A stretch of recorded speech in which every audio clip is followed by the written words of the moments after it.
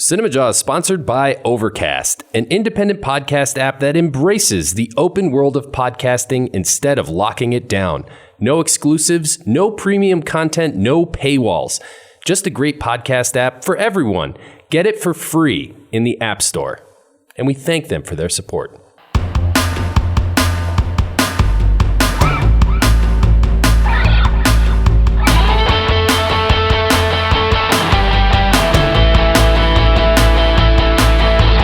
You're listening to CinemaJaw, the greatest movies podcast ever, recorded on location from our respective homes in Chicago. My name is Matt Kay, and with me is...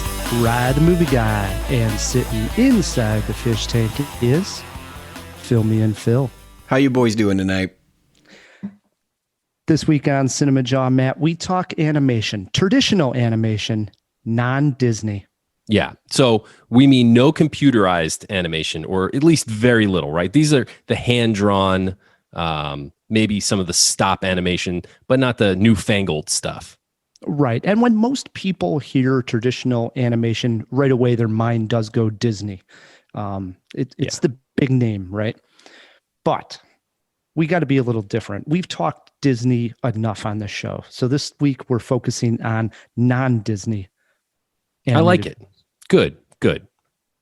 We're doing this because we have a great guest who's going to be joining us. Yes, we do. Bill Leff is joining us. He's a radio and television personality. He's got a new show coming out called Toon In With Me. It's on the MeTV Network. Can't wait to talk to Bill in a minute. I know. And Bill's done a lot of radio too, so he's going to put us to shame, Matt. Yeah, probably. That's not really hard, Ryan. That is a low bar, let's be honest. Yep. We got a great guest. Plus, we have more going on, don't we, Phil? Yeah, it's sad to say, but we got to kick Jodie Foster out. It is a new month, and we do have a brand new theme, which we'll get to a little bit later. In addition to that, we have reviews of I Care a Lot. New Netflix movie. Rosamund Pike. Can't wait to talk about it. It's going to be interesting. As Phil mentioned, we have a new theme this month, and it's been a heck of a year already celebrating Jodie Foster. And before that, we celebrated Denzel Washington. So two greats. We got to keep up that caliber of talent.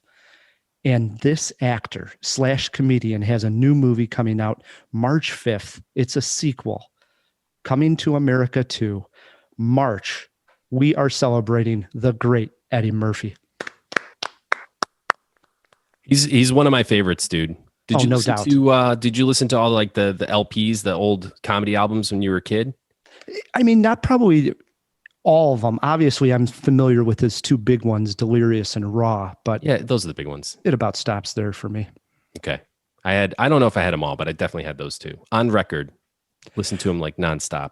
So in honor of Eddie Murphy month, Matt, you will take Bill on in Eddie Murphy movie trivia. How's that sound?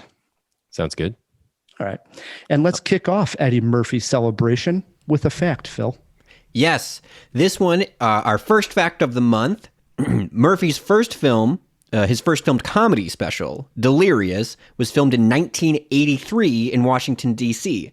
Its success led to a wide theatrical release for his next comedy film, Eddie Murphy Raw, which was filmed in the Felt Forum section of Madison Square Garden in New York and released in 1987. In addition to that premiere, it grossed $50 million at the box office, the highest amount ever for a stand-up special. Today, it is still the number one selling of all time. I can't think of another theatrical release for a stand-up special. I mean, there's got to be, but... Do Netflix ones... I guess they're not theatrical, so no. No, they don't count. Yeah, I had no idea Raw was in the theater myself. I saw it on VHS, and it seemed like it was everywhere back in the day. Like you'd go to a friend's house, his dad was watching it. You know, we had a copy of it. We would watch it. It was just like everywhere you went, you saw Eddie Murphy and Raw. Well, this could be interesting. This is something I'm going to throw in the fish tank. I wonder if Comedy Central was around back then. Because if that wasn't around, I guess it makes sense that, I mean, there's no platform outside of the theater where these would be. Spoiler alert, it definitely wasn't. But I would like to know when they came on the scene. I believe it was the mid-90s. Yeah, interesting. Mm-hmm. Eddie Murphy, a true king of entertainment. Absolutely. Speaking of true kings of entertainment, Our next guest, Bill Leff, as I said, radio personality, Bill and Wendy here in Chicago, has a new show entitled Toon In With Me on the MeTV Network. Classic cartoons playing. Bill Leff, welcome to CinemaJaw. Matt, Ryan, first of all, thanks for having me. Second of all, I can't believe I missed Jodie Foster month. I'm so mad at myself. You can go back and listen. That's the beauty. I would love to. I'm There in. you go. It's there for perpetuity. Doing good, Bill. How about yourself? Oh, couldn't be better. Thanks for asking. So Tune In With Me. Let's jump right into it. It's a great title for a show about cartoons. I don't know why somebody hasn't used the title already. Tune In With Me is perfect. Were you a big fan of cartoons? Because I'm showing you have the title Cartoon Curator. Yeah. Yep. That's a heavy title to have. It is. Bill. It is. It's a lot of responsibility. And you know the phrase, with great power comes great responsibility. How does the phrase go? What's that phrase? You nailed it. Spider-Man. Yeah. Right. From the original Spider-Man. Yeah, I was a huge fan of cartoons. Growing up, I grew up in Oak Forest, one of the southwest suburbs of Chicago. So not only did we have Saturday mornings, that 3 or 4 hour block of cartoons every Saturday morning, but we also had Ray Rayner every morning on WGN television. And then there was a man named Bill Jackson who had a show called Cartoon Town, and that was on Channel 32 when you got home from school. So I logged a lot of hours watching and loving cartoons, no question. You're joining a great pantheon of cartoon hosts, right? I mean, yes. the ones that spring to my mind, man, I can't remember like some of the local guys, but obviously like Captain Kangaroo, Sure. Even Pee Wee Herman, right? When he had Pee Wee's Playhouse, he did a cartoon corner. Who were, other than the locals guys, some of the big names in cartoons that you followed as far as the hosts? Well, it's really funny. Because like I said, I grew up here. I knew the Chicago guides, and I didn't really know what was going on outside of the market. But as the show has gone on over the last couple of weeks or months, we're hearing from all over the country saying, I grew up in Seattle and we had a guy named Uncle Danny who was our host, or I grew up in Pittsburgh and we had a guy or a girl named whoever their name was. So it was the kind of thing that they showed all over the country, but it was all very localized. They all had kind of the same idea, which is to babysit your kid for an hour, to sit down and watch Tom and Jerry or Looney Tunes or Popeye or the Flintstones. And it's so nice that tradition is back. I think we all kind of missed that for so many years. If you turn on a TV now on a weekend morning, you're getting Meet the Press and Face the Nation. And I don't think a lot of kids want to watch Meet the Press and Face the Nation. No. And so right before we hit record, I was saying that my brother is actually watching Tune In With Me. He's addicted to this thing. He went to the grocery store and he bought a big box of Apple Jack cereal. And he's telling this story at like a family dinner right around when we got the email that you were going to come on CinemaJaw. And I was like, oh my God, my worlds are colliding. We're going to interview this guy, So he's a huge fan. Now he's 5 years older than me. So my question is, what kind of audience? And you somewhat answered that. Is it a lot of like older folks with kids watching? Yeah, that's it exactly. It's really funny. When they came up with the idea for the show, they said, let's make it look like a kid show. Let's make it look like it used to look back when you were a kid and you were so carefree and the world was a fun place again. And if little kids watch it, that's excellent. That's a really nice bonus. But we want to go for the people who lived this in the 60s and the 70s and the 80s. That's our target, You're going for the old school fans. Oh, yeah, very much so. Very much so. We love when we hear that people are watching it with their children or even their grandchildren. There's nothing wrong with that at all. But we're an adult show disguised as a kid show. And Pee Wee's Playhouse played into that a little bit, too. Because even though that ran on Saturday mornings and you think, who would the average audience member be for this type of show? It's really funny. You were getting tons of... I used to videotape it every week and I'd watch it later on in the day. I never missed it. So there's a lot of influence there from that. Yeah, he had a bunch of like subversive jokes that kind of like snuck in. At his prime, that show was one of the top ones for sure. Yeah. So of the current cartoons that you play on Tune In With Me, what is your favorite, Bill? Are you a Tom and Jerry fan? I love Tom and Jerry, no question about it. But the one that I never go out of I can't stop watching the Fleischer Popeye cartoons. These were made in the 40s. There is so much animation in every frame, in every cell. There's always something moving. It's never still. Every time Popeye runs over something in his car and his hat pops up in the air, he grabs it and puts it back on. It's just so kinetic. It's so much fun to watch that much animation. I remember watching the old Popeye cartoons when we would go out to eat. There was this restaurant that had like a kids corner, and yeah, man, they're not psychedelic because they're black and white, but they have this sort of otherworldliness to them. There's like a pulsating, there's a rhythm. Popeye and Bluto and Olive are always kind of moving up and down. You can't understand much of what they say. It's all kind of muffled under their breath. I have no idea what they're saying to this day. I watch it now and I go, I still can't tell what they're saying, but they're so magical to watch. Are there any that you really like don't like to watch that are just like cringy and not so good? Any that don't hold up? It's really funny because what happened was they went out of their way back in the 40s to really make this great quality product. And so much of what they were showing that we grew up seeing on TV was shown in movie theaters. They would either show these animated shorts before the feature film or between feature films. So they were really spending a lot of money on animation. And then what happened, sadly, is as time went on, they cut corners and the animation got less fun to watch. It wasn't as ambitious. And when I see them now, like the Popeye cartoons in the late 60s and the early 70s, there's almost no animation at all. And I think to myself, boy, everything else has moved forward and got better, but it's sad that those kind of regressed. That's interesting. Yeah. I mean, for sure. Didn't even think about that.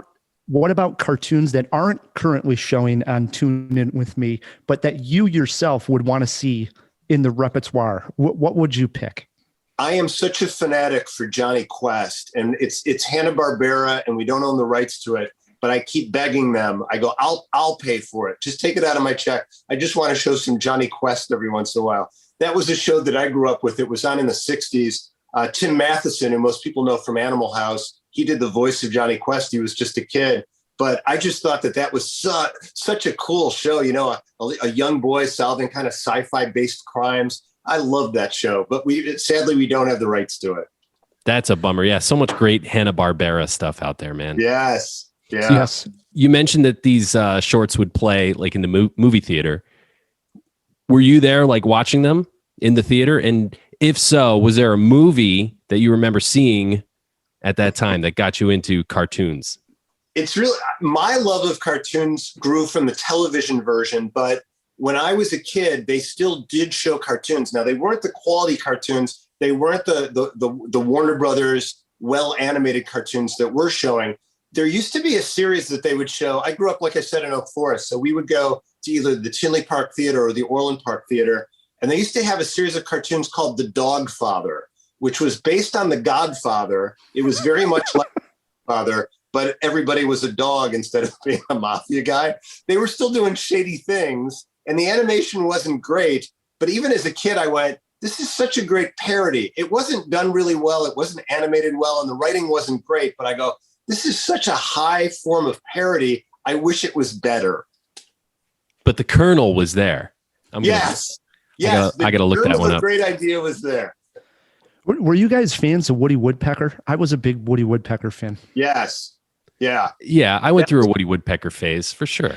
And I brought up Tom and Jerry, but are you a Tom fan or a Jerry fan? Because I stick with Tom. It's really funny. Depending on which particular episode, you are rooting for one or the other, but you forget sometimes because, you track things in your mind as a kid. And then as you get older, you go, I wonder if that really was the way I remembered it. I remembered there being a lot of frustration between Tom and Jerry, but I didn't remember quite how much until we were doing the show and I watched it. I go, these guys would kill each other. This is really scary. But at the end of the day, everybody survives. Everything's fine. It's interesting. It's like the Spy versus Spy cartoon. Remember, like they're complete equals. Even though like Tom seems like the physical, superior, bigger person, and Jerry seems like the underdog. He's a little smarter, or somehow he gets the upper hand, and they're very much equal. Because of Tom and Jerry, I swear to you, I lived in a house where we never had a mouse in the house once. But I was sure that if there was a mouse in the house, he would build that little archway, just like in Tom. That's what mice do, right? It wasn't until I was an adult that I went, that's just in cartoons.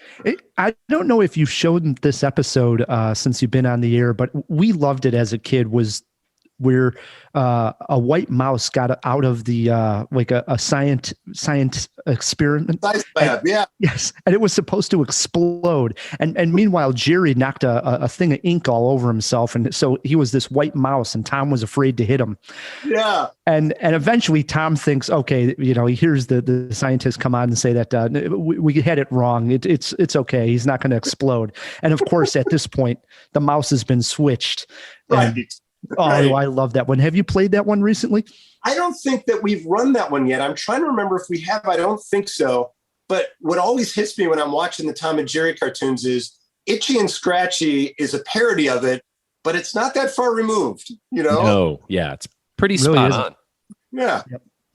I think what's great too, doing the research here, is that MeTV, I was under the impression this was Chicago based and only in Chicago, but doing the research about 10 years ago, this thing went nationwide. Yeah. So people listening to this everywhere across the country can tune in and look at their listing and see when Toon In With Me plays all across the country. I think MeTV is now on in 96% of the country. That's what I believe. And on the East Coast and the West Coast, we start at 7 o'clock. We go from 7 to 8. In the middle of the country, in the Midwest, we run from 6 to 7. And at first I thought, honestly, I go, oh, this is so early. I don't even know if people are up this early. But judging from the mail we've been receiving, yeah, everybody's up and enjoying what they're seeing. So that's good. Awesome. That is you awesome. seem like the perfect guy for it. Did you have to lobby for it, or how'd that come to be that you got the perfect position? I met the people at MeTV because a little over a year ago, they were doing a show called Collector's Call with Lisa Welchel from Facts of Life. No, not Facts of Life. What's the name of her show? I'm blanking on the name of her show. The four girls that all go to Eastland Academy. That was the Facts of Life. That was Facts of Life. The Facts of Life? Yeah. All right. Let's go with Facts of Life. It was, right? Yeah. Yeah. All right. Thank you. It was Facts of Life. So they shot an episode at my house because I'm a toy and action figure and pop culture collector. So I got to meet these guys from MeTV. And then I was still working in radio at the time. But when I lost my job on WGN, one of the directors called me up, Mike, and he said, we're working on a project that is so perfect for you. He goes, it's not my decision, but please read for it. It would really mean a lot to me if you'd just come in and audition. And it was a long audition process. They had a lot of people reading for it, and they kept whittling it down. And they had me read with the other cast members. And I finally got it. They finally got it. But it was a long procedure. But I said to them at one point in an audition, if I don't get this job, I'm going to watch the show every day and I'm going to be miserable because I want to do this so badly. This is so right up my alley. And thankfully it worked out well. Oh, congratulations, man. Thank you. That is awesome. Again, it is called Toon In With Me. It's on MeTV.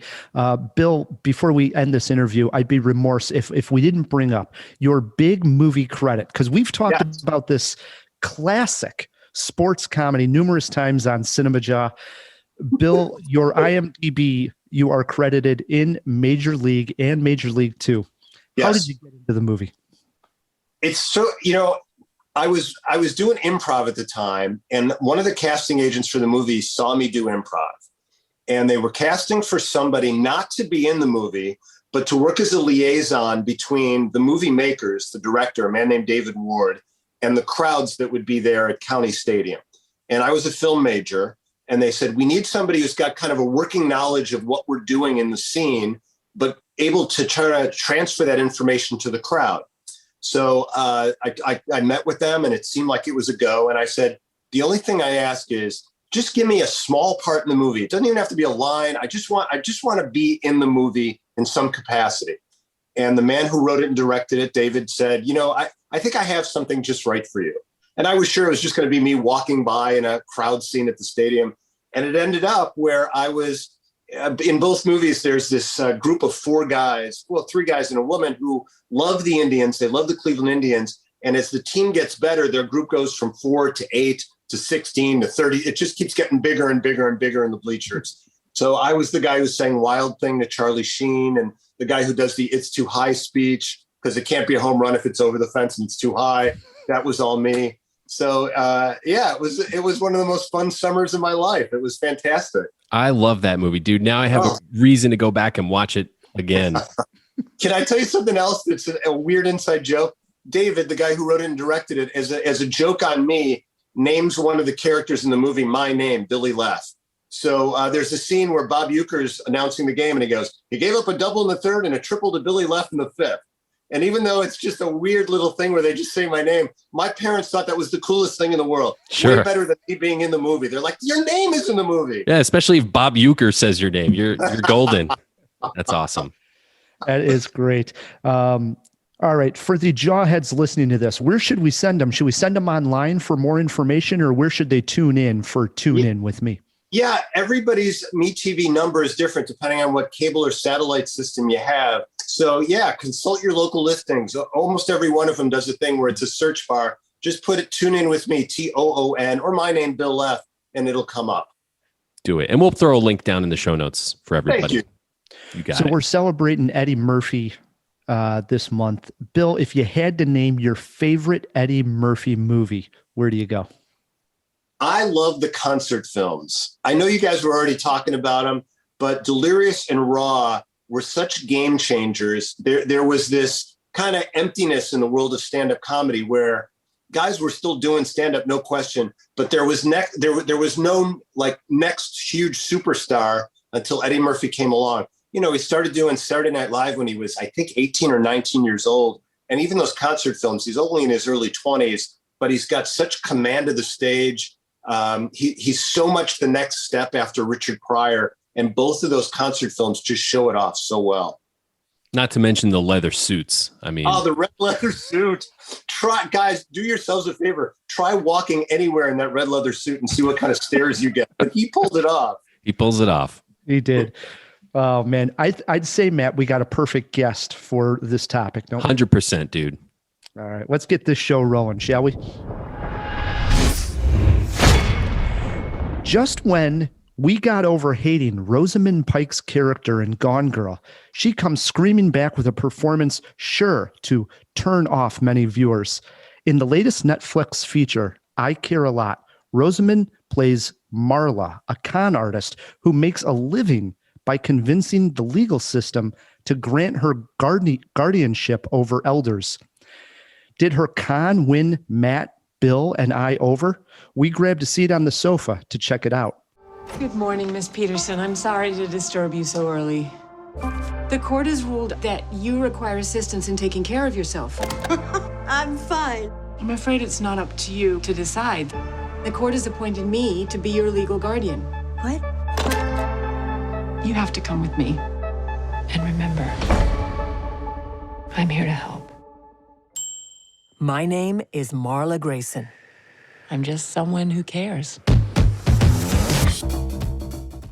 I Care a Lot opens explaining how Marla is conning old people out of their hard-earned savings, but by taking over control of their lives after they've been deemed unable to do so by a doctor she is in cahoots with. At one point, she says, "Playing fair is a joke invented by rich people to keep the rest of us poor." Marla is a character that is out to beat the system, if you will. She will never stop until she feels she is won against everything and everyone. That is a key point in trying to understand her character's actions later on. Because when Marla puts Jennifer Peterson in a home against her will, all hell starts to break loose. I think much of the enjoyment is discovering how dark and twisted this film gets. So I'll not go into too many details here. I will say Jennifer Peterson is not the sweet old lady she seems to be. Her son, is played by Peter Dinklage, is someone you do not want to mess with. Has Marla met her match?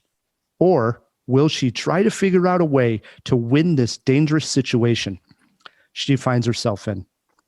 I Care a Lot's score on Rotten Tomatoes is very interesting. Critics have it at 80% fresh, yet the audience score sits at a pathetic 35% rotten. How can this be? The film has its flaws, and some of it is just that it's hard to believe at points. But I think the real reason for audiences not to like it It is because there is no good people to root for. Marla is vicious. Peter Dinklage's Roman is evil. It worked for me in a big way. I loved it. Yes, I had problems with the ending, but overall, I Care a Lot was a lot of fun in a dark way. Matt, what'd you think? Yeah, that's interesting to hear that the audience score is so much lower than the critics. I do get it. Yeah, people want a hero. People want someone to root for. And in this movie, you are going to be disappointed because there is just no person to root for whatsoever. Like, both sides of this cat and mouse game are very much evil. So I guess that makes sense. I agree with you, Ryan. One thing that I noticed about this movie is it's actually kind of deceivingly complex. Yeah, there are problems, and I agree with you that the biggest one is that there's probably some unbelievability to the plot, but there's like a lot of like self-examination I did after this movie, because Rosamund Pike's character, and she plays a great villain, is kind of like a feminist, right? And you always want to root for the feminist characters in a film, but then she's also like pretty rotten person. Awful, so yeah. And then at the end, I don't want to spoil it, but what happens in the end kind of flips that whole thing on its head. It just leaves you thinking. I think there are complex layers to this dark comedy, man. It was good. I liked it too. Bill, you saw this also. What'd you think? Yeah, at the risk of piling on, the heart of this is it was impossible to really root for anybody. And I know that if you're a movie fan or a television fan, most Tarantino movies have a lot of unsavory characters, but somehow you root for somebody. Seinfeld, those are 4 people that really in real life you wouldn't be friends with, but somehow you're rooting for them throughout the series. I couldn't find anybody that I wanted to win or succeed. I wanted to, and in a weird way, it shows they were doing their job. Rosamund Pike and Diane Wiest and Dinklage, certainly Peter Dinklage, they did their job, but their job was to make us not care about them, and it's hard to win in that situation. I agree. I think, after seeing how evil Rosamund Pike character is, you think, okay, we're going to be actually cheering for Peter Dinklage. Yeah. But then about 5 minutes after meeting Peter Dinklage, you're like, wait a minute, I don't like this guy either. It does leave you scratching your head, though, right? It does. It does. The biggest flaw I had with it is there's such a heavy concentration on Diane Wiest's character, who plays this Jennifer Peterson, the older lady they put in the home. And the movie seems to almost forget about her halfway through. You almost literally don't even find out what happens to her. Right. Until the very end, but I mean, for all the care that went into that, first 30 minutes, then all of a sudden she's just forgotten about. One of the problems with American-made films as opposed to the rest of the world is our movies tend to be very cookie cutter. When you meet a character early on in a movie, you usually kind of know where they're heading, and you almost want to give it points because it didn't end up the way I thought. There wasn't the character development I was hoping for, but it didn't end up the way I thought, which was a very European kind of a style to storytelling.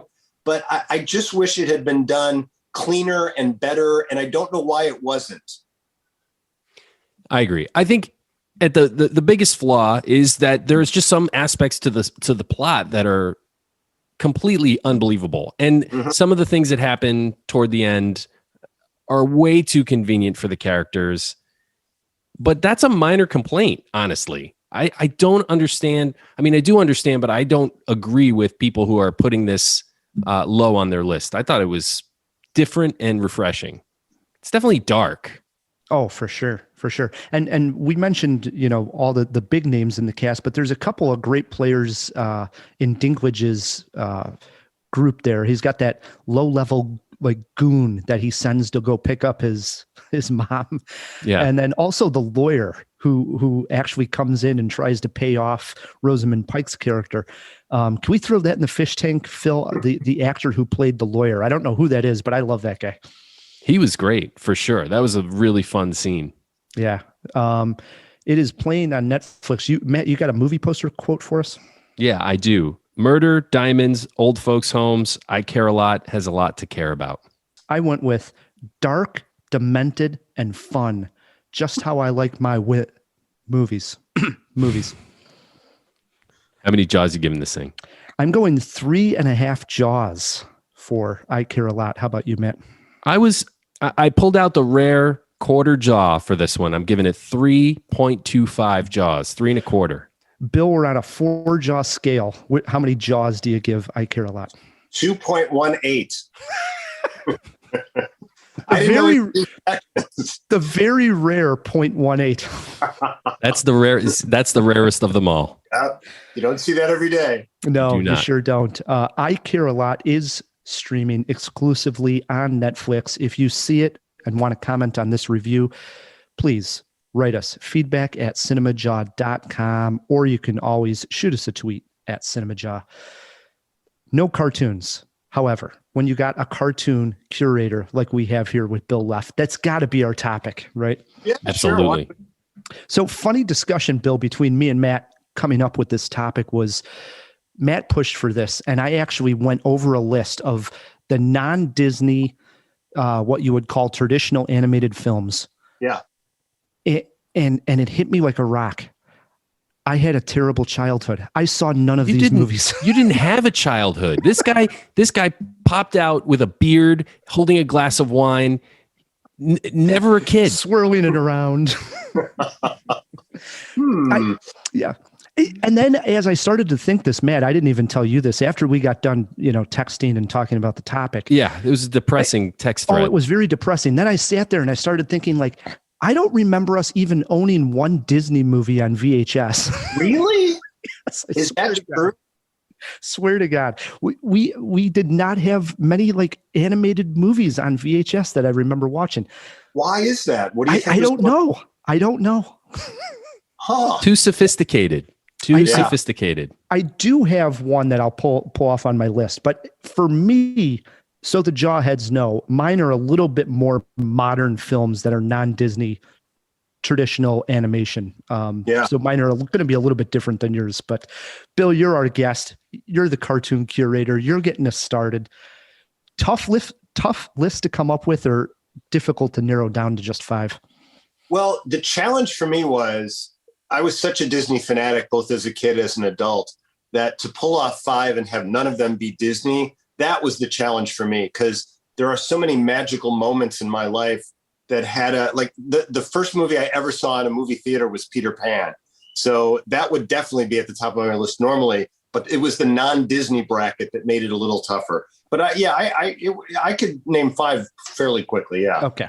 So what do you got sitting at number 5? Number 5 is a classic, Spirited Away.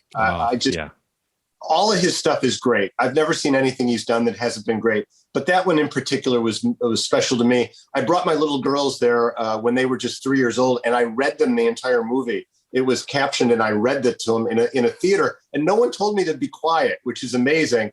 And then when we left, I noticed that in the theater right next door, they showed a dubbed version. And it was, That's hilarious, dude. Yep. Yes, that's a masterpiece. He's got a strong list. If a Spirited Away comes in at number 5, he's got a strong list. It's only uphill from there. All right. How about you guys? At number 5, I have the 1977 animated film The Hobbit from Arthur Rankin and Jules Bass. So I remember catching this movie when I was super young, right? I mean, 77 that's the year I was born. So I must have been like 3 or 4 the first time I watched The Hobbit, and it blew my little mind. It's my first exposure to Tolkien, and I freaking loved it. It was scary, creepy. Phil was reminding me about the music right before we started the podcast. I had forgotten about that aspect of it, but that Leonard Nimoy as Gandalf performance, I watched it probably 100 times in my youth. Now that is one that we did have on VHS because my brother was a big Lord of the Rings fan, so that was in the house. I had seen that one. My number 5 actually is a film I caught up with in the last year, and it was because you guys were giving me a hard time on CinemaJaw for never seen it. 1999, The Iron Giant. I'm so happy you finally saw this. Finally, and Matt, you are who you choose to be, okay? And I watched this because it came up, like I said, on CinemaJaw. Going to leave it pretty simple here since we've talked about it. Boy befriends a giant robot. The government's trying to hunt down the robot, and the robot saves the town in the end. It's a nice story. It's a sad story. And Vin Diesel, of all people, voices the Iron Giant. All fans of this one? Bill, you're a fan? Ryan, number 4 on my list. I don't know if you can see this. Iron Giant. Nice. Perfect. Now, the mere fact that I would put this higher than Spirited Away, if I were you two, I'd kick me off the show. Yes. I'm saying something like that. It's ridiculous. But I was so entranced by everything about it. It's a throwback. The animation style is a 60s throwback, just the way it was shot. You mentioned Vin Diesel, who many consider to be our greatest thespian. He's kind of like Gigantor, right? The robot. He's sort of modeled after that. Yeah. Very much like Gigantor. And I also wanted to mention, since we talked about Major League, my friend Jim Gammon, who played the manager in the first Major League, is one of the voice artists in Iron Giant. Nice. Interesting. Yep. 6 degrees of separation here. All right. Yeah. I guess that kicks it over to my number 4, 1982, The Last Unicorn, which is probably most noteworthy for containing one of the, I think, maybe one of the few, if not only, performances by the dude, Jeff Bridges, in an animated film. It's about, here's the thing. I'm going to say this delicately, Throw but that in the fish tank. Will you, Phil? Has Jeff Bridges done other voice work in animation? when I was a kid, when I was a little boy, it was a tough sell to get me to watch a movie about unicorns. Okay. Like immediately I was like, no, that's just not for me. And boy, was I wrong. The Last Unicorn is just a great movie for everyone. It's got crazy adventure. It's sad. The drinking skeleton, man, he's the best. That scene I could watch like right now, pull it up on YouTube when he just starts shouting unicorn. It's a great movie. That's another one you got to see, Ryan. Okay. I'm gonna write that one down. Yeah, please. You got to see that one. So here's my big pick. This is the classic that was in my house and I saw a few times that I'm sure everybody is very familiar with. Came out in 1973, sitting at number 4 on my list, Charlotte's Web. Yeah. We're good with this, right? This is a classic. Pull your chin up for this pick, Matt.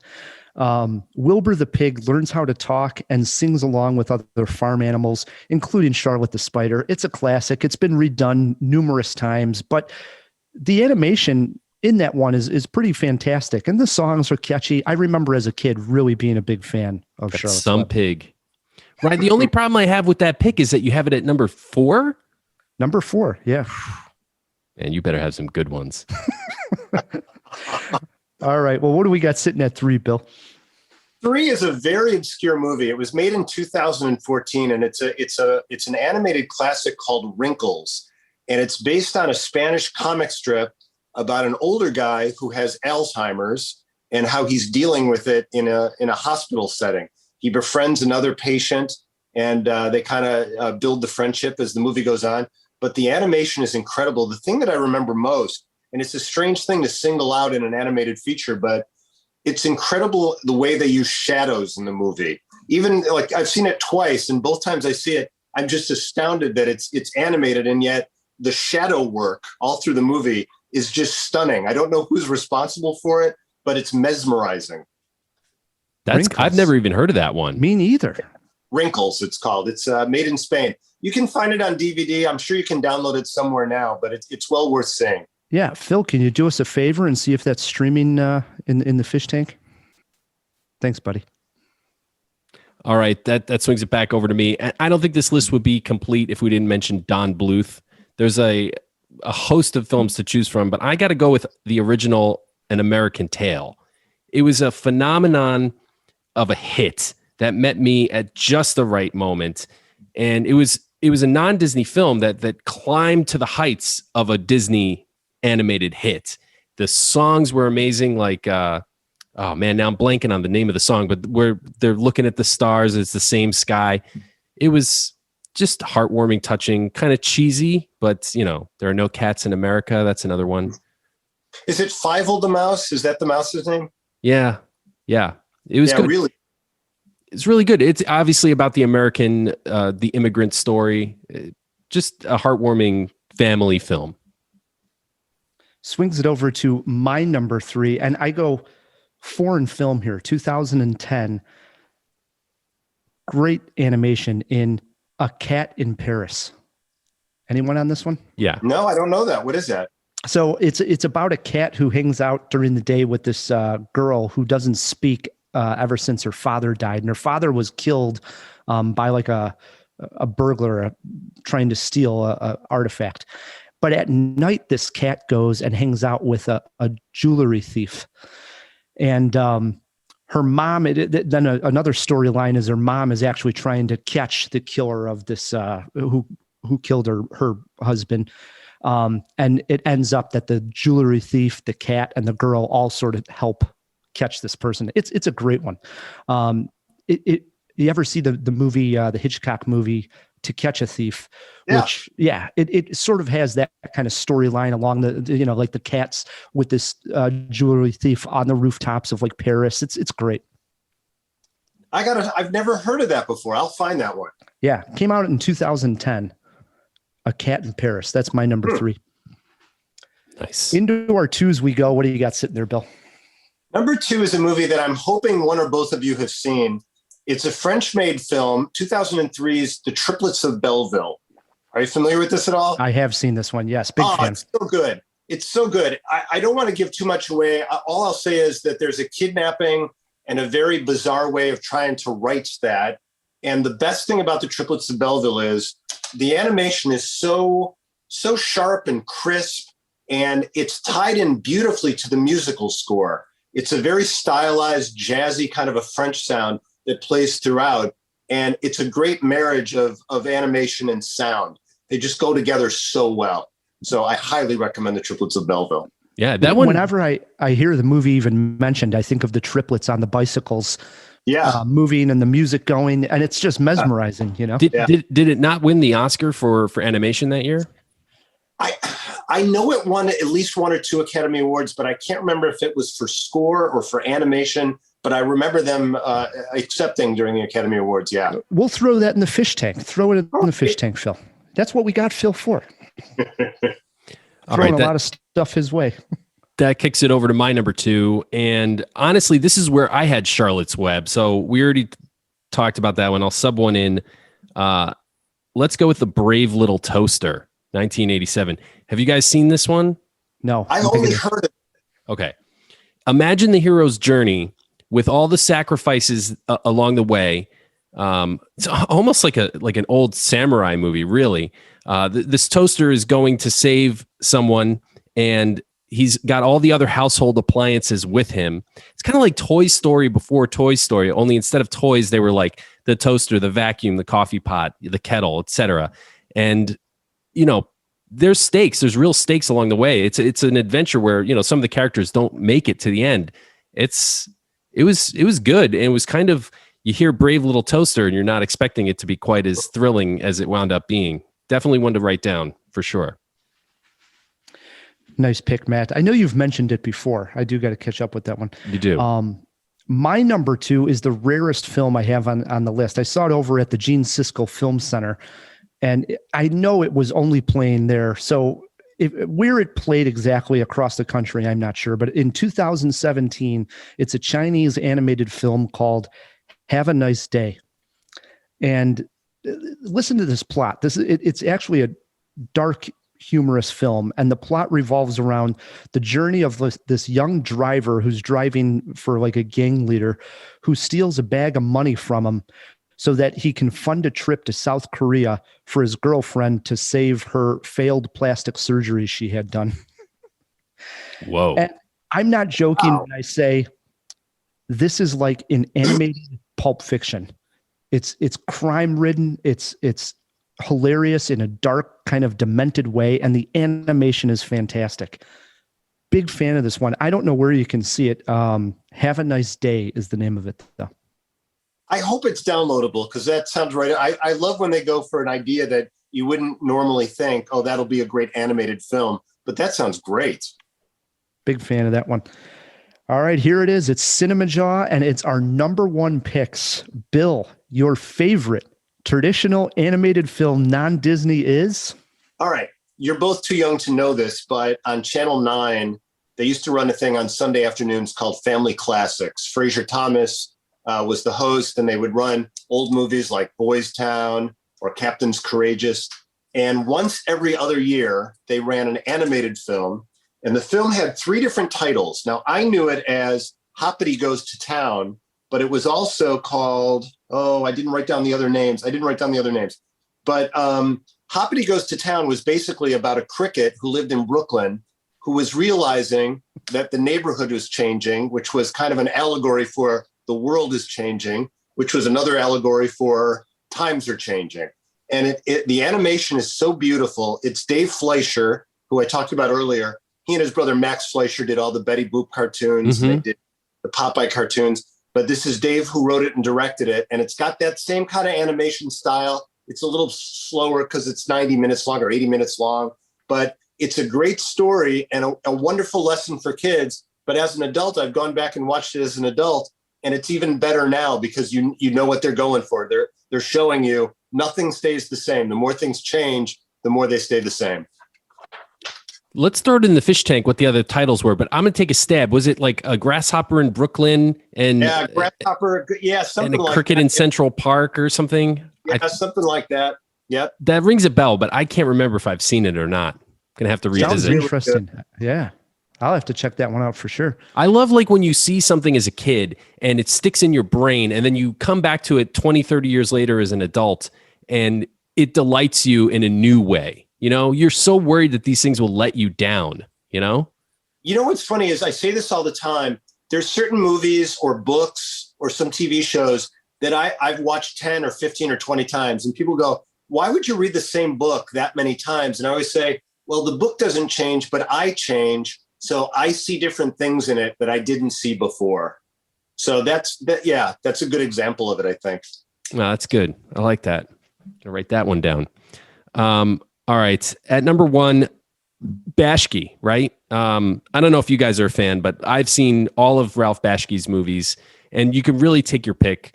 But because I haven't talked about this one before, and I've talked about Wizards and I've talked about lots of his other films, American Pop is a Bashki film from 1981.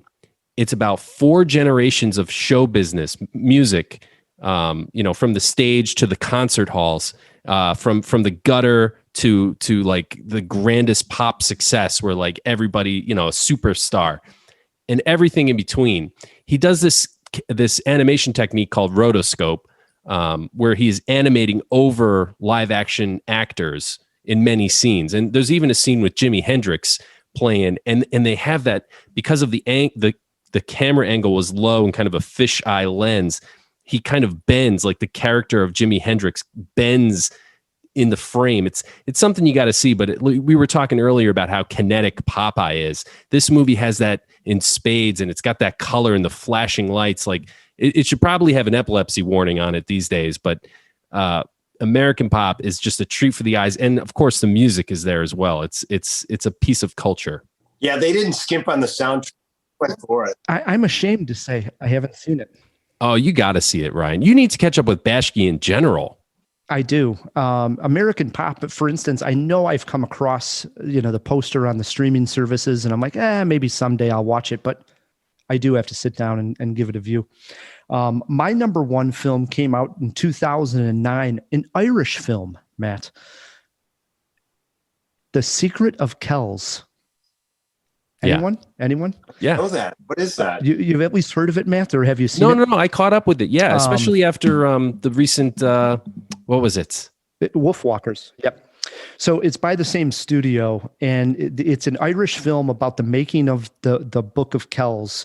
And the Book of Kells is a medieval manuscript preserving the 4 Gospels, and every page is a work of art.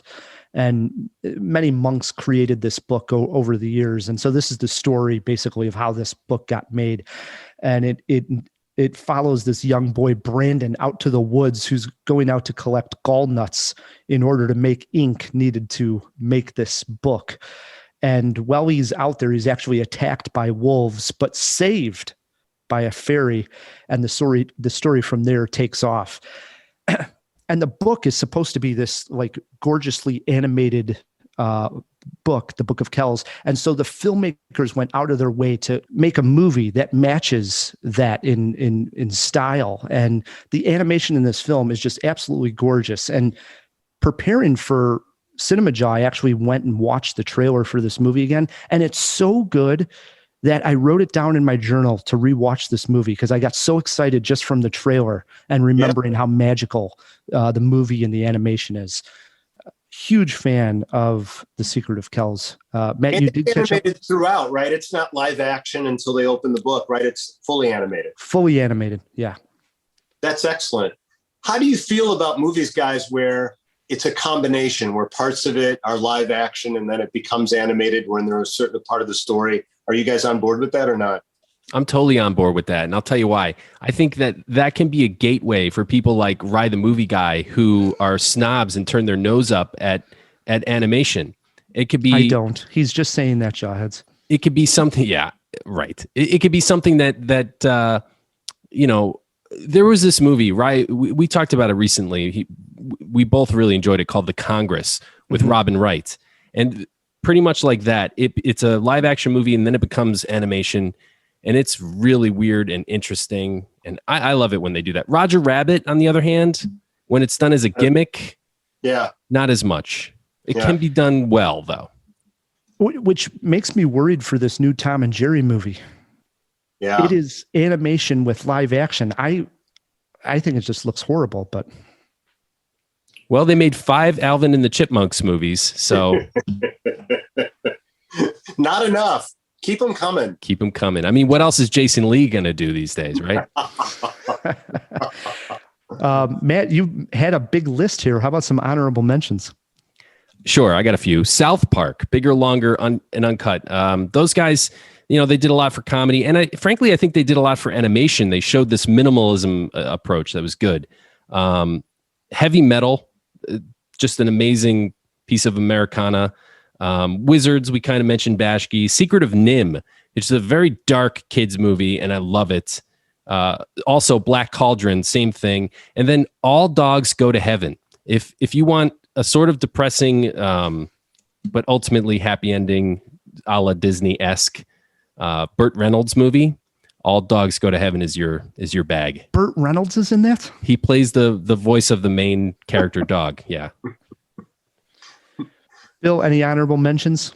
Yeah, I'm going to mention one that it's not a great movie, but it means a lot to me. And I didn't put it on my list because it is mostly live action with some animation. Are you either of you up on The Incredible Mr. Limpet? Oh, yes. This was when he turns into the fish, right? Yeah. Oh, yeah. Don Knotts, right? Don Knotts. Falls overboard into the ocean and becomes an animated fish. And I don't know, there's just something about it. I saw it so many times as a kid.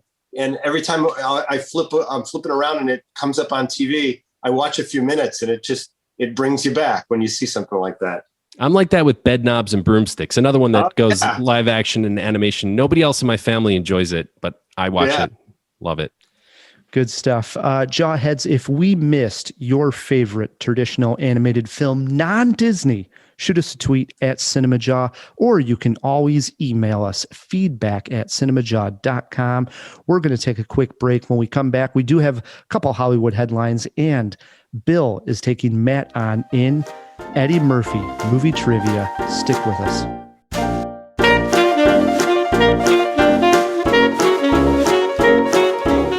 I had heard of Eddie Murphy, hid my vinyl 12-inch copy of Raw under my bed, but I had never truly seen him in action until the 1984 smash hit Beverly Hills Cop.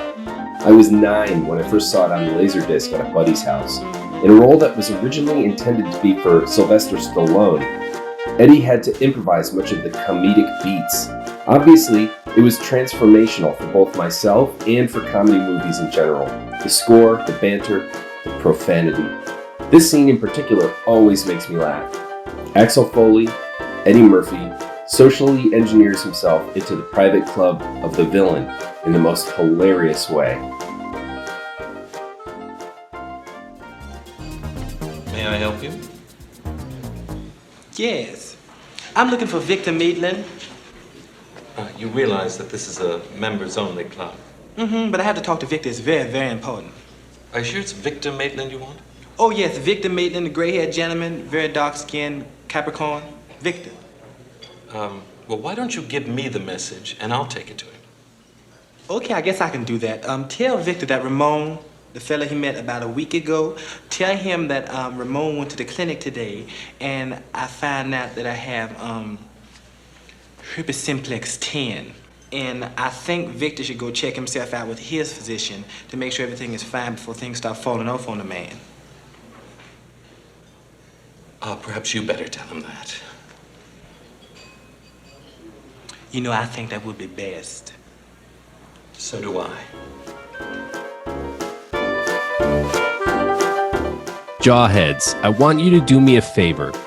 Pull your phone out of your pocket and go to your YouTube app. Search for the CinemaJaw channel and hit subscribe. Really, please do it right now. This will do two things. One, it helps us reach more people. We want to spread the good word about film, and you clicking subscribe really helps us do that. And two, it costs you nothing. That's right. Subscribing to CinemaJaw on YouTube is fun and it's free.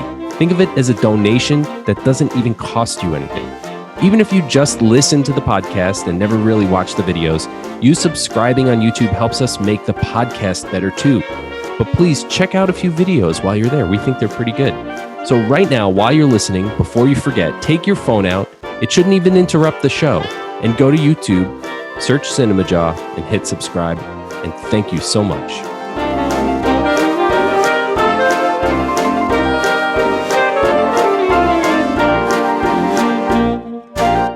And we are back on CinemaJaw, hanging out with Bill Leff from Toon In With Me on MeTV. Bill, you were talking earlier, you mentioned that you're a pop culture fan and a action figure collector. What pop culture property takes up the largest part of your collection? Want me to show you? Yeah, I can kind of see it in the background there. Right. So this, I don't have the lights on in here. I should turn the lights on. This is a Johnny West store display set from 1971. Gorgeous. Yeah. Wow. And then I'm going to turn the lights on so you guys can see. Oh, we're getting the full tour here, Matt. There's another Oh my store God. from Monsters. There's the Batcave, Harry Potter's Hogwarts. That's Johnny Lego, right? Yes, that's Okay. made out of Lego. Green Hornet, Batman, Star Trek, The Beatles, Star Wars. There's Disney, Captain Action from the 60s, Movie Monsters. It's stuff up there. Disney Castle, more Disney over here. Simpsons, another Batcave, Disney. So yeah, it's sick. Wow. Now, I thought my Spawn action figure collection was impressive. Is everything that you own in that room right there, or is that just a small part of your collection? I have another room. Our family room is bigger than this room, and that's loaded up more than this one. And then I've got about as much stuff in storage that I don't have space for. Holy cow. Me too. Yeah. One day after COVID subsides, we'll have to get together and compare collections. I love that. You're in. Absolutely. Awesome. Anytime. There's a new store. I'm down in Wicker Park. There's a store right here on Ashland that has like all these kinds of, figures and stuff. I haven't been in it yet. Is it but they Quake? opened up like just last year when COVID was hitting. Oh, And I haven't seen many people in there, but it's got all kinds of figures and stuff. I don't know. Go buy Yeah. some movie toys, Rye. I will. Good stuff. Again, Bill's show, Toon In With Me on MeTV. He recommends going to your guide wherever you're at across the country. Look up the number, where to find MeTV. But it plays at 7 a.m. on the East Coast, 6 a.m. Central Time. And then on the weekends, there's like a 3-hour block of these cartoons on MeTV as well. So right. I'm not on that. That goes unhosted. That's just pure cartoons for the 3 hours. But Monday through Friday, it's myself and Kevin and Layla. And we do, between the three of us, we've done about 45 or 50 characters so far. It's a lot of fun. It's very challenging. They're both hysterical. It's fun to work with both of them. So I hope people will tune in. I think they'll like it. That's awesome. it is. It sounds like a dream job, doesn't it, Matt? Yeah, it is dude. a great job. That is awesome. Matt, before we get to Hollywood headlines and before Bill takes you on in movie trivia, we did throw a few items, actually quite a few items, into the fish tank. And Phil loves his animation. So we're going to also ask Phil his favorite traditional animated film. Let's open up that fish tank. Wait a moment! It's fish! Isn't it? DC! Wake up! Wake up! No, Pat, it's a giant glass bowl. Hey, there's some fish folk. Who's coming with me besides Flipper? Here. That's a Sicilian message. It means Luca Brasi sleeps with the fishes. You're gonna need a bigger boat. Yeah, thank you guys so much for letting me out. I'm starting to think it's not a coincidence that there's so many. It's specifically because, as Jawheads know, I am an animator and very passionate about the art form. And I think the last time they had me out of the fish tank too long last week, I started talking about my driver's ed teacher starting conversations at the urinal. And they're trying to stop that as much as possible by overloading my segment with questions. That being said, there is a lot, so we're going to get right in here. Our first one, when did Comedy Central premiere? So Comedy Central in its current form was absolutely not around in 83 or 87, nor was its original form around then, but it does date back to 89, so just shortly after those Eddie Murphy theatrical comedy specials.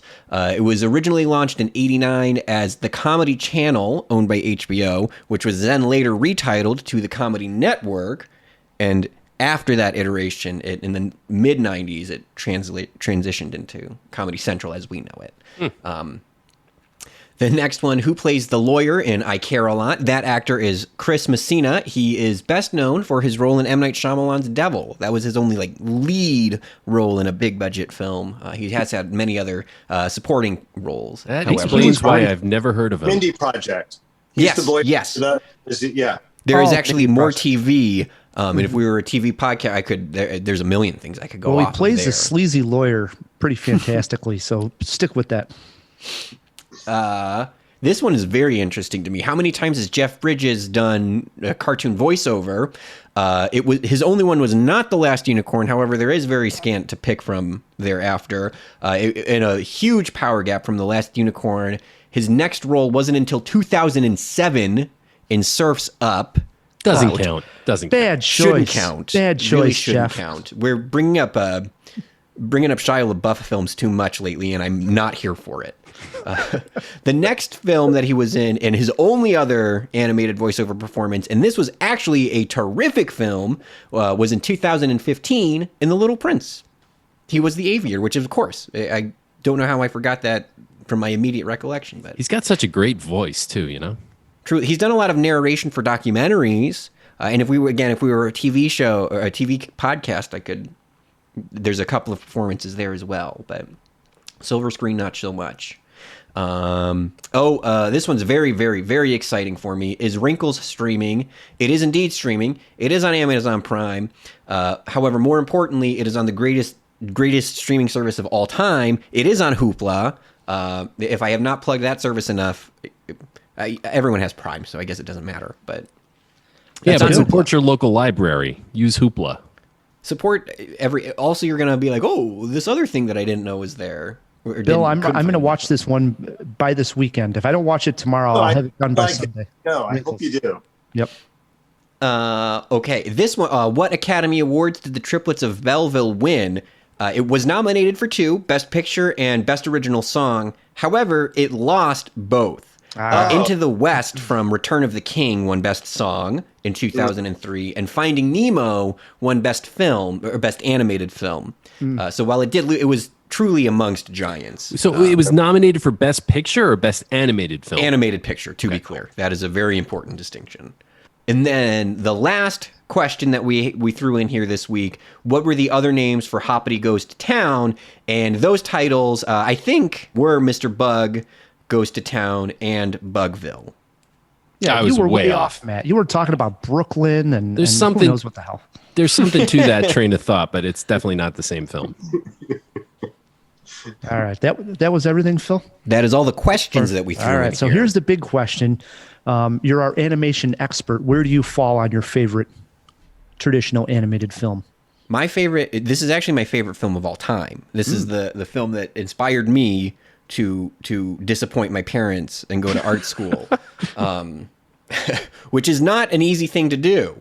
And for reasons disappoint your that parents or go to art boggle my school? mind, going to art school is the easiest thing you could do. So, however, it boggles my mind that this film was mentioned first, and it's Spirited Away. It's truly a terrific film. We'll probably end up talking about it a little bit later, I'm predicting. So I'll sub in two other ones, and this is, I think, maybe a little bit of a generational thing, but the SpongeBob SquarePants movie, the first one, not Sponge Out of Water, the first one is unbelievably good. Sponge Out of Water is far superior in every way. That is not true. And I can, if you really want to go down that rabbit hole, I can go down the storyboard artists that were responsible for that film. That's what I thought, Matt. I'm pulling your starfish, Phil. And then, surprisingly enough, there was Perfect Blue is another film, because we did not mention many. I think this arena is in particular rife for movies that aren't necessarily for kids. I think we think of animated films and generally assume it's for children, but Perfect Blue is a terrific horror film.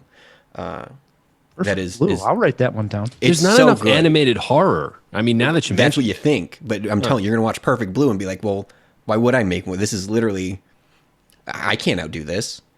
It's very good. I'm intrigued. Very, very good. Wow. All right. Phil gives us a couple of gems. Now that was everything, right, Phil? I believe so. Unless you guys want to throw something else at me last minute. Well, I believe we it might as well was. do a couple Hollywood headlines. What do we got for Hollywood headlines? You know what? Why not? Yeah. This is where my foresight really comes into play, because this headline actually just came out only a few hours ago. Hayao Miyazaki's Spirited Away is set to become a stage play premiering in 2022 in Tokyo on stage, live performance. That's pretty interesting. Now, famously, Phil, you were against the Akira live-action movie. How do you feel about this? Are you okay with it? I do have reservations with it, to be frank. They are doing it in that, Japan. Well, yes, but the actor, and again, it's hired by Japanese people, so it's fine, I guess. I think what's disappointing to me about it is that this is an incredibly Japanese film, and to me, Japanese theater is... This is not going to be a kabuki production, and that is what is most disappointing to me. I think that naturally the rhythm of that film and the otherworldliness of that film, it seems so obvious that it would be a kabuki performance, but it is not.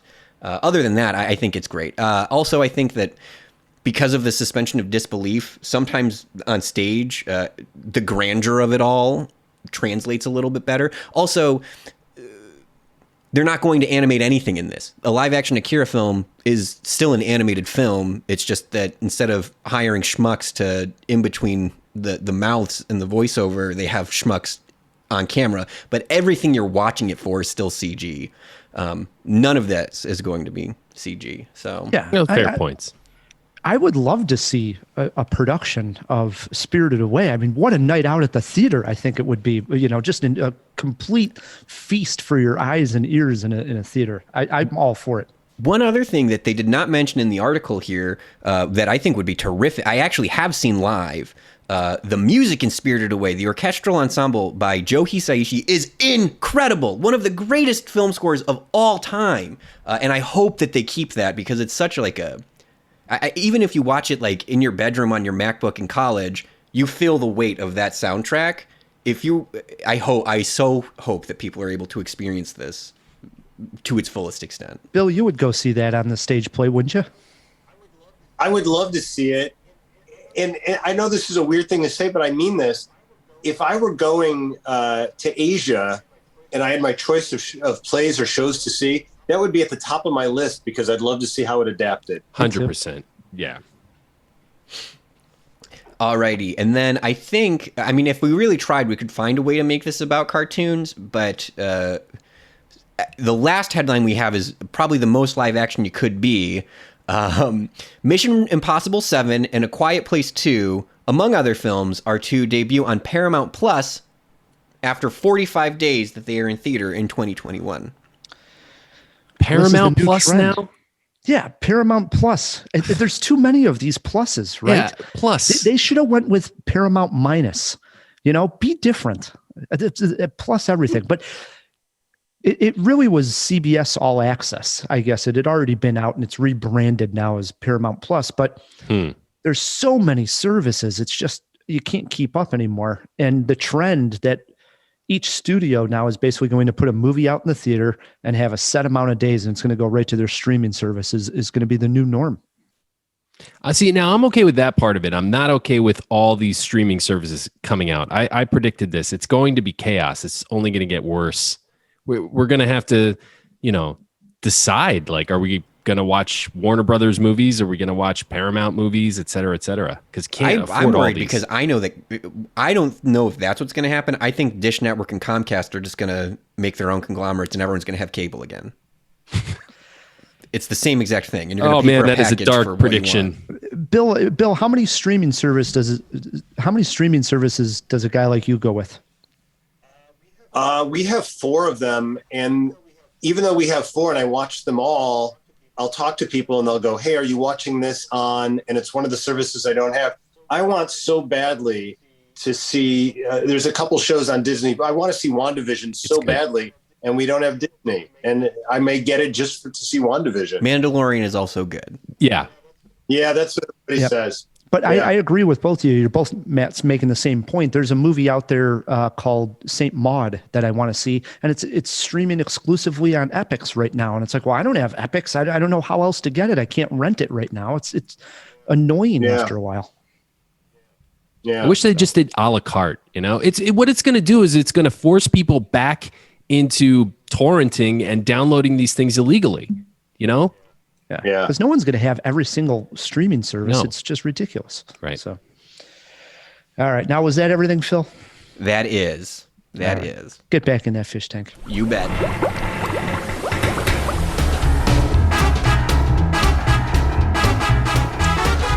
Matt, you hear the music playing. The Jawheads know what time it is. It's time to play some movie trivia. All right. We are celebrating Eddie Murphy all month of March. He's got a new movie coming out, speaking of streaming services, exclusively on Amazon Prime, March 5th, coming to America too. So, in honor, Eddie Murphy trivia. Bill, you're our guest. You get to choose if you want to go first. Let Matt K go first. There are steals, and if you get hung up on any questions, you get one rescue. Rescue me, Ryan. I do have clues to help you out if you get stuck. Okay. I would like, I think Matt should go first. Question number 1 over to Matt K. They do start off easy. So I softball a couple in there to get everybody comfortable. Question number 1 over to Matt K. Matt, Eddie Murphy has made only one film with Dan Aykroyd. Name it. Oh, wow. The pause is concerning here, Matt. Yeah. Why isn't this softball? Yeah, I know. Now I'm embarrassed. Why isn't this popping immediately to my head? Only one film with the great Eddie Murphy and Dan Aykroyd, and Matt can't come up with it. Bill is smiling. He's happy. I had dinner with Dan Aykroyd once. It was an amazing experience. All of Bill's action figures around him are smiling. Oh, Ghostbusters 2. I don't know. This is epic. Man, Oh my God. Oh my God. Miss last week. I figured it out. Bill, you could take a 1-0 lead here with a steal. Eddie Murphy, Dan Aykroyd, and Don Amici were all in Trading Places together. Jamie Lee, of course. 1-0, Bill. Question 2 is over to him. Who plays Eddie Murphy's father in Coming to America? James Earl Jones. Correct. 2-0, Bill. Question 3 back over to Matt K. I better save some face here. Jeez. Matt, name Eddie Murphy's co-star in 48 Hours. Nick Nolte. There we go. All right. He's on the board. 2-1. Question 4 back over to Bill. Eddie Murphy has starred in one film directed by Wes Craven. It came out in 1995. Name it. I don't know this one. I do not know this one. That is incorrect. I do not know this one. No. Yeah, he is right. It's actually a little known fact. People don't realize that Wes Craven directed Daddy Daycare. That is Incorrect. Also, we were looking for Vampire in Brooklyn. Yeah, that's right. Yes. Who could forget Vampire in Brooklyn? I guess Matt and Bill could. All right. It's 2-1, Bill. Question 5 over to Matt K. Matt, Eddy has made one movie with Richard Pryor. It came out in 1989. Name it. You know, I'm thinking about Vampire in Brooklyn. That was sort of the beginning of the descent in Eddie Murphy's career. I'm glad to say he's come back lately. Pryor and Murphy together, man. When I think of comedic duos and Pryor, I usually think of the stuff he did with Gene Wilder. He did a film with Murphy. Dude, I'm blanking. What question number is this? This is question 5. All right, rescue me, Ryan. I'm just kidding. Oh, rescue me, Ryan, on question number 5. Your clue is given to you at night. Night. Harlem Nights? That is correct. He ties it up. He ties it up. 2-2. Question 6 back over to Bill. Murphy voices Donkey in the Shrek movies, but that was not his first animated film. Name his first animated film. It came out in 1998.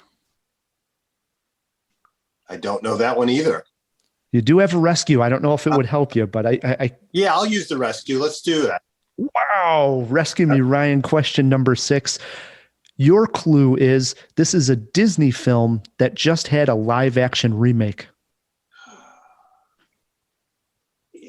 It's not The Emperor's New Groove, is it? That is incorrect. Incorrect. Matt, you got a chance for a steal and to take the lead. A shocking lead here. You said the year? What was the year? 1998. Disney recently had a live action remake. Was Eddie Murphy in The Lion King? Oh, incorrect. We were looking for Mulan. Oh, Mulan. he's Mushu. He's the He absolutely is. Yes. It stands like this. It's currently 2-2. Both lifelines have been used. So you're on your own, fellas, for the 2 hardest questions. Question 7 over to Matt K. Matt, Eddie Murphy has been nominated for 1 Academy Award. Name the film he was nominated for. I mean, my initial guess would be Harlem Nights. That was a critically acclaimed movie. But since you already went there with an answer, and I'm guessing it's probably not for another 48 hours. It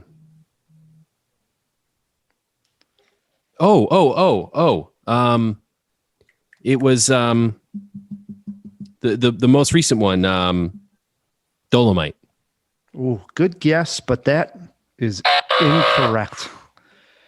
Bill, you got a chance for a steal and to take a commanding 3-2 lead late in the game. Any guess on Eddie Murphy being nominated for Best Supporting Actor? What movie was he nominated for? I think I know this because when he didn't win, he left the theater. He didn't stay for the rest of the presentation. And that movie was Dreamgirls, was it not? That is correct. Yes. Boy, I messed that one up. And that's a true story. Alan Arkin won that year for Little Miss Sunshine. Yeah. And I think that's like the first award of the night. And I believe Eddie Murphy left the ceremony after he didn't win. All right. Here it is. It's 3-2 Bill. And the last question of the game is to him. He can win it on a walk-off right here. Eddie Murphy has made one movie with Jeff Goldblum. This wonderful pairing happened in 1998. Name the film. Eddie Murphy, Jeff Goldblum. I mean, it sounds like a must-see movie. Am I wrong here? I don't know the answer to this one either. Murphy, Goldblum in nothing here. Nothing, no. Jeff. Nothing.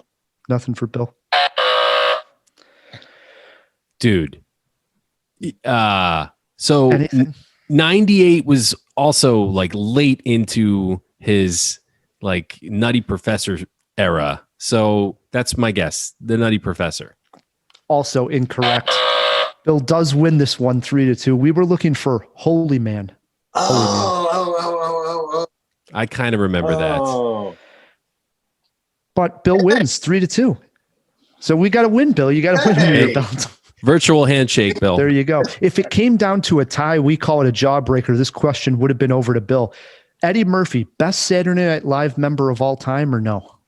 I'm going to say he saved the show. There's no question about it. If he didn't do all the magic that he did, there would be no Saturday Night Live today. But I'm going to say not the best of all time. No. Incorrect. Bill would have got that one wrong. He was the best of all time. He was the best. Yeah. The real jawbreaker was Age of Jeff Goldblum closest to. Oh, currently? Matt, you got to guess on. Yeah, currently. You got to guess on Goldblum, Matt. Goldblum. So let's see. He was just in the Thor Ragnarok movie. He's looking good. I would put him at. He's got to be like 58, 50. Let's say 58. That might be young. At 58. Bill, you got to guess. I'm going to say 67. Big difference here. And Bill is right on the nose. He's 68. Oh. 68 for Goldblum. Wow. What is he eating? He looks fantastic. Holy crap. He's well preserved. Yeah. Good stuff. Brings us to the end of a great Jaw. And first and foremost, we got to thank Bill for coming on. It's awesome meeting you, and congratulations on the show. Ryan, this was great. And Phil, thank you all so much. I had such a good time. I really appreciate this. Matt, we also got to thank our sponsors. Yeah. Thanks to Overcast and to the Chicago Podcast Co-op, who help us get great sponsors like them. We also got to thank our engineer, our producer, Fill Me In, Phil. Oh, absolutely. Loved it. Always the best night of the week, guys. If you want to support CinemaJaw, the easiest way to do so is by leaving us a review wherever you're listening to this podcast. And please click subscribe. If it's on YouTube, if it's on your podcast app, there's a little button that says subscribe. Click it. Until next week, I'm Ryan the Movie Guy. I'm Matt K. And keep on jawing about the movies.